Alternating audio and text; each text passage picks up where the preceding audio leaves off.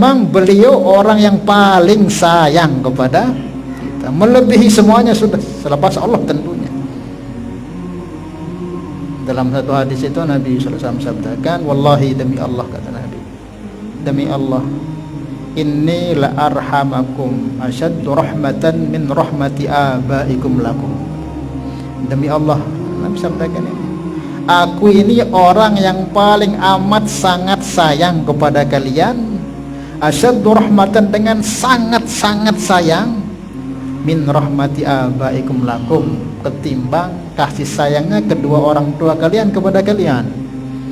Berembe sayang dengan tok saja kita, teman-teman si kucing kita pelihara, terjaga, sakit tawatan, lapar dikasih makan, haus dikasih minum, dijaga, dirawat, dipelihara.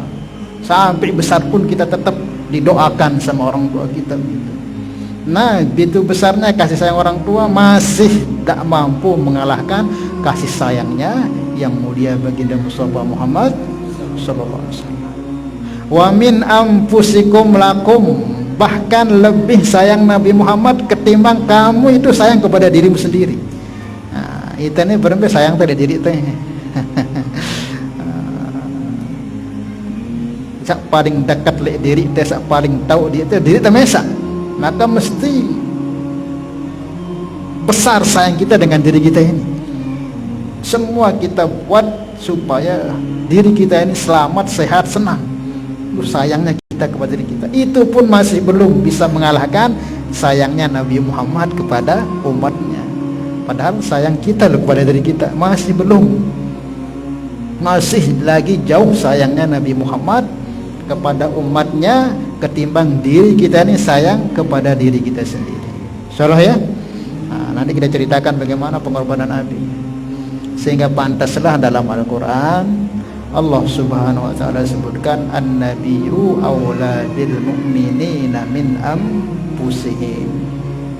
Nabi itu lebih utama untuk kita cintai min anfusihim, melebihi diri kita sendiri. Ini Allah sebutkan dalam Al-Quran itu, an-nabiyyu awla bil mu'minin. Nabi itu lebih utama untuk mereka cintai oleh orang-orang mukmin itu min anfusihim, ketimbang mereka cinta dengan diri mereka sendiri.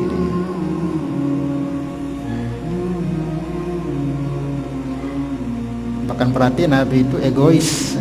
Nabi perintahkan kita untuk cinta kepada dia, sampai Nabi itu pernah sabdakan juga hadis yang sering juga kita dengar ini, la yu'minu ahadukum hatta akuna ahabba ilaihi min walidihi wa waladihi wan nasi ajma'in. Belum kamu sempurna imanmu, masih cacat, masih banyak kurangnya imanmu sebelum cintamu kepadaku lebih ketimbang kamu cinta kepada orang tuamu, kepada anak-anakmu dan semua manusia. Kalau aku belum nomor satu di dunia ini kau cintai, selepas Allah tentunya, seberat apapun amal yang kamu buat masih cacat keimanan. Dengan orang tuamu aku harus, dengan siapa istrimu apalagi aku yang lebih utama kau cintai. Bahkan karena dirimu sendiri. Umar itu pernah tanya kepada Rasulullah, mendengar hadis ini Umar tanya, Rasulullah, kalau begitu aku lebih mencintai engkau ketimbang kau cinta kepada anak istriku. Ini Umar mendengar hadis itu langsung, ya Rasulullah, aku ini lebih cinta kepada engkau ketimbang kau cinta kepada anak istriku. Lama ya Umar, belum sempurna iman. Nah, kalau begitu aku lebih cinta kepada engkau ketimbang cinta kepada orang tuaku. Belum juga Umar, walaupun kamu lebih sayang kepadaku ketimbang anak istrimu atau orang tua, belum. Terus ya Rasulullah, sehingga dirimu lebih mencintaiku ketimbang kamu cinta kepada diri kamu sendiri. Ya begitu ya Rasulullah, aku mencintaimu lebih dari aku mencintai diriku sendiri, kata Umar. Al-ana baru sempurna iman. Berarti Nabi ini egois, berarti ya? Egois enggak? Hah? Egois enggak? RT, egois enggak? Hah? Nabi itu sempurna. Egois itu kan kecatatan itu. Bukan. Karena kalau orang sudah jadikan Nabi ini kecintaan pertamanya itu selepas Allah, maka apa? secara otomatis dia akan ikut Nabi, ikut arahan Nabi, otomatis dia akan akhlak baik kepada kedua orang tuanya, akhlak baik kepada anak istrinya. Karena apa? Dasar mahabbahnya kepada Nabi. Kalau orang kok cinta dengan Nabi, otomatis akan ittiba dengan Nabi, akan ikut arahan Nabi. Apa arahan Nabi? Jangan menyakiti orang, jangan sombong, jangan durhaka kepada orang tua, jangan menzalimi anak istri. Jangan, itu kan ajaran Nabi semua. Kalau orang sudah dekat dengan Rasulullah, otomatis kepada semua dia akan bisa berbuat baik. Karena itu ajaran Nabi. Makanya Nabi perintahkan cintai aku melebihi yang lainnya. Nanti dengan cinta kita dengan Nabi dengan sepenuh hati, tapi ini ya dengan sepenuh hati, dengan hati kita yang paling dalam, zahir batin, otomatis nanti dengan yang lainnya kita akan berlaku yang baik. Itu maksudnya. Bukan Nabi egois, bukan. Paham ya insyaallah ya? Kan orang kalau sudah ittiba dengan Nabi, sudah cinta dengan Nabi, otomatis dan ikut ajaran Nabi. Dan ajaran Nabi tidak ada yang menentang syariat. Semua ajaran Nabi membawa kita dekat dengan Allah, menjadi kekasih Allah Subhanahu wa ta'ala. Paham ya? Bukan egois. Terjadi egois itu kepada Nabi. Laqad ja'akum rasulun min anfusikum azizun 'alaihi ma 'anittum harisun 'alaikum bil mu'minina raufur rahim. Nabi itu punya sifat bil mu'minina raufur rahim, sangat sayang kepada kita. Ini sedikit kita cerita ya, bagaimana sayangnya Nabi ini. Dekman terlahir nih. Kita kan lahir le abad berapa nih Hijriahnya? Abad ke-9 ke-14. Berarti 400 tahun lebih tetap tinggal si Nabi. Nah sedekman terlahir, nah wahna pikiran si Nabi, wahna tangisan te, wahna perjuangan te, sampai rela Nabi Muhammad ini terusir dari kampung halaman. Betul kampung halaman Nabi Muhammad? Lebih? Nah betul meninggal, terusir dari tempat. Dan Mekah itu tempat yang paling dicintai Nabi. Tapi karena kita inilah, supaya agama ini sampai kepada kita ini, beliau rela diusir dari kampung halamannya, diburu loh, bukan hanya mau dibunuh loh, pakai dibuat sayembara untuk bunuh Nabi yang ngilang dari kota Mekah itu. Gimana itu perjuangan Nabi SAW untuk kita ini? Bahkan diceritakan ini dalam riwayat juga disebutkan, sering disampaikan oleh guru yang dulu di Temboro, almarhum Syekhuna Zairun Taibur Abdillah. Dalam satu hadis itu Nabi pernah awal-awal dakwah beliau ini, beliau merenung di depan Hajar Aswad dan Multazam. Multazam sama Hajar Aswad kan berdekatan ya, Hajar Aswad itu ada lawang Ka'bah, itu di sampingnya itu Multazam. Di situ Rasulullah duduk dekat pintu Ka'bah itu, duduk sambil merenung, sambil meneteskan air mata. Ini awal-awal mulai dakwahnya Nabi, baru beberapa tahun itu sebelum hijrah ke Mekah, ke Madinah itu. Nabi duduk sambil bersedih, bahkan sampai meneteskan air mata, menangis. Maka Allah Subhanahu wa ta'ala dengan pandangan rahmatnya ketahui keadaan Nabi Muhammad itu. Maka Jibril diperintah, wahai Jibril, kau turun ke dunia, tengok kekasihku Muhammad itu dekat Ka'bah itu, kenapa dia sedih menangis itu, apa sebabnya? Turun kamu tanyakan apa gerangan kok dia sedih itu. Maka Jibril dengan perintah Allah langsung turun ke dunia ini. Assalamualaikum ya Rasulullah, ya Habibullah, aku datang atas perintah Allah kepada engkau untuk menanyakan apa gerangan tuan ini sedih. Nabi diam saja, nggak jawab. Apa tuan ini mengkhawatirkan agama ini?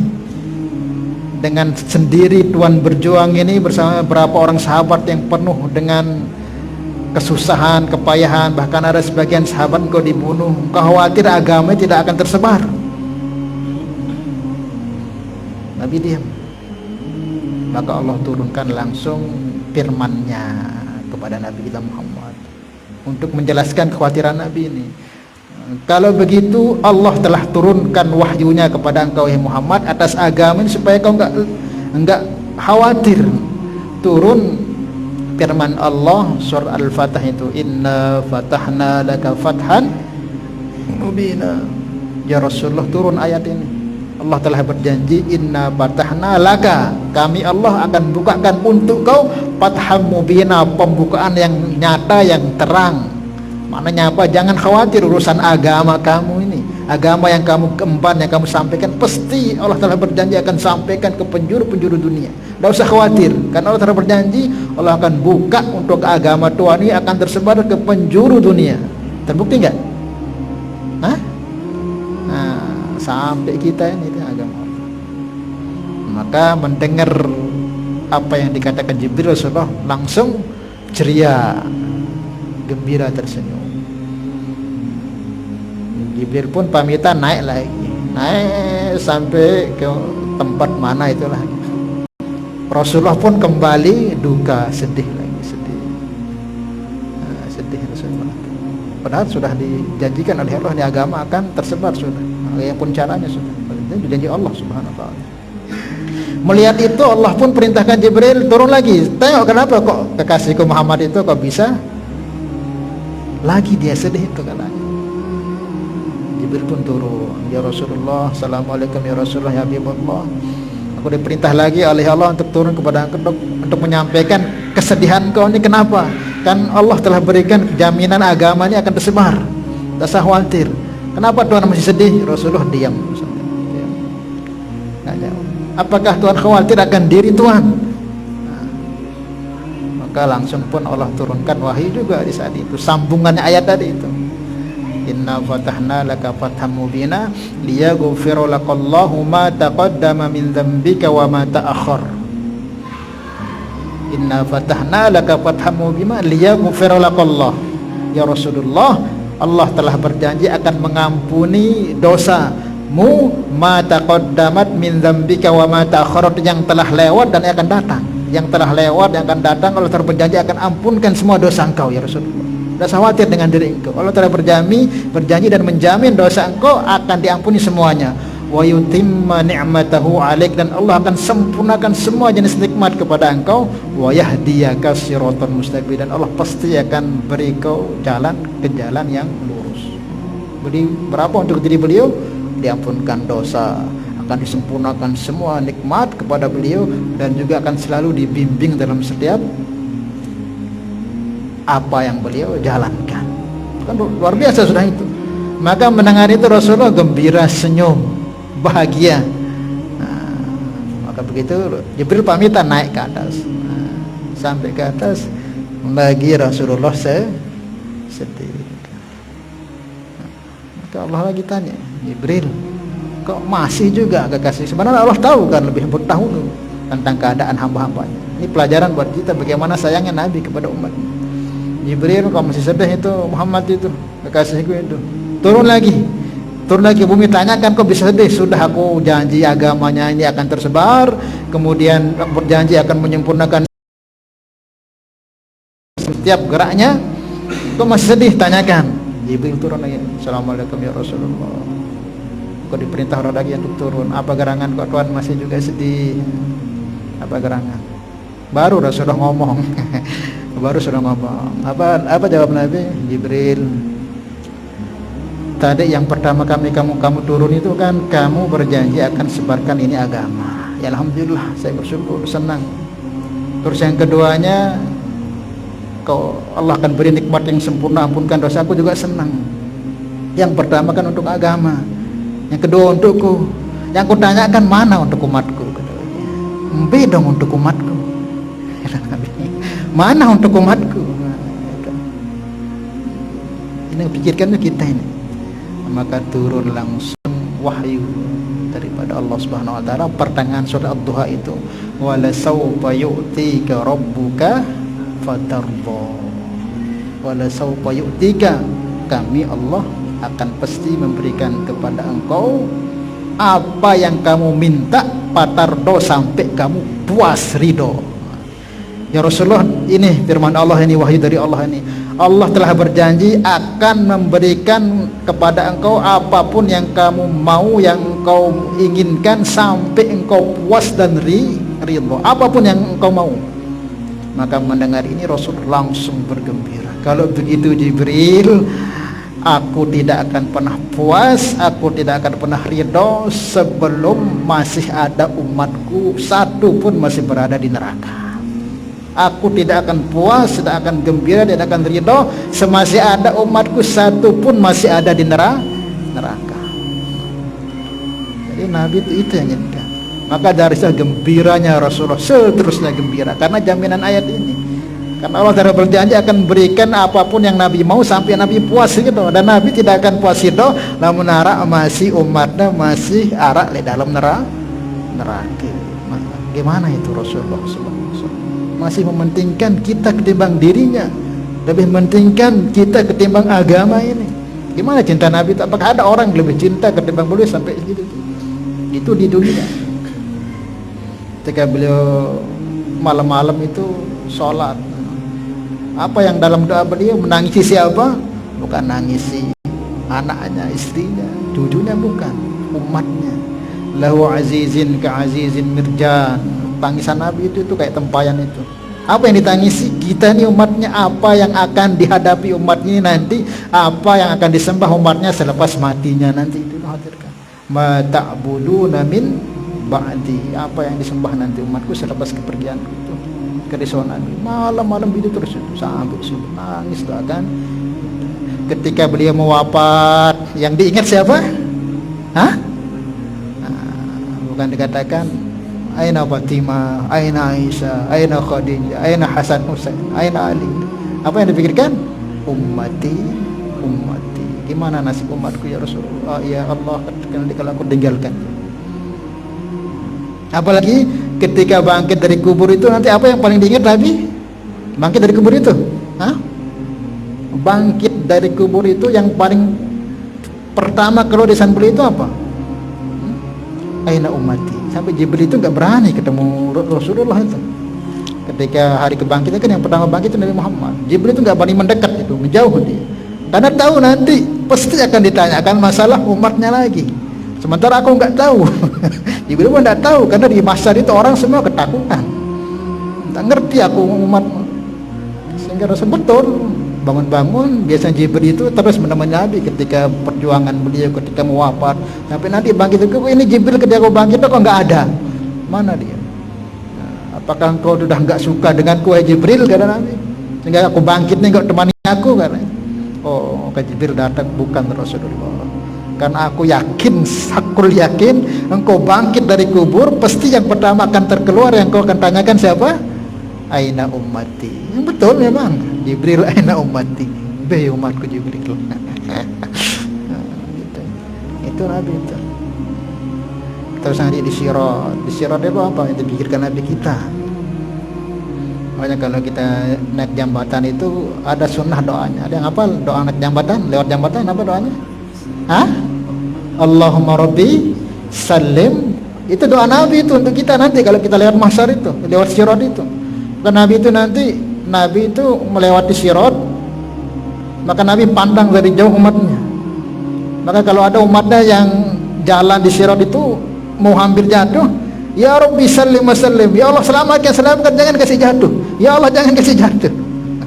Nabi itu sampai Nabi itu nggak mau masuk surga sebelum beres urusan umatnya. Di pintu surga itu mimbar paling depan yang akan masuk surga mimbar Nabi Muhammad, terus nabi-nabi yang lain, terus belakang itu umat Nabi Muhammad, terus nanti umat-umat yang lain. Nah Nabi itu ada mimbarnya tapi orangnya nggak ada. Nabi-nabi yang lain sudah ada di mimbarnya, tinggal masuk aja. Tetapi tidak boleh masuk Nabi sebelum Nabi Muhammad masuk. Maka nabi-nabi tanya, Jibril Muhammad ini, kita dah nunggu nih mau masuk surga. Oh dia masih di belakang, dia tidak akan mau masuk surga sebelum urusan umatnya selesai gitu. Sampai enggak mau masuk surga sebelum kita ini selesai urusan. Paham salahnya? Nah, dan masih banyak jasanya Nabi kita itu. Itu yang bisa kita sebutkan, banyak lagi jasanya. Maka pantas kita perlu bersyukur dengan merayakan Maulid itu supaya kita tambah giroh mahabbah kita kepada beliau, sehingga kita kenal beliau. Dengan kita kenal beliau, tambah sayang cinta kita kepada beliau. Salah ya? Maka maulid ini bukan bid'ah. Tapi tidak pernah dibuat di zaman Nabi. Bid'ah ya kalau seumpama kita kan bid'ah, ya tidak apa-apa bid'ah, tapi bid'ah hasanah, bid'ah yang baik. Karena banyak bid'ah juga dari zaman Nabi itu. Nabi itu paling benci kalau ada orang mengumpulkan Al-Quran. Pengumpulan Al-Quran ini sampai sekarang kita bisa baca, ini kapan terjadi itu? Di zaman siapa? Sayyidina Umar. Berarti zaman Nabi nggak dibuat, berarti bid'ah juga. Bid'ah nggak? Bid'ah pengumpulan Al-Quran itu bid'ah nggak? Karena Nabi bukan hanya tidak ada zaman Nabi, Nabi melarang loh. Ada sahabat yang Rasulullah, banyaknya orang-orang syahid nih habis Al-Quran, kita kumpulkan aja. Nabi marah. Tapi marah di zaman Abu Bakar, Umar itu dibuat. Bid'ah enggak? Bid'ah tapi hasan. Coba ya kalau enggak dibuat pengumpulan ini, tahu baca Al-Quran habis nak. Nah, jangan sampai kita pahami bid'ah itu semua. Kalau semua bid'ah itu sesat, ya kita ini sekarang ya enggak usah udah pakai mic ini.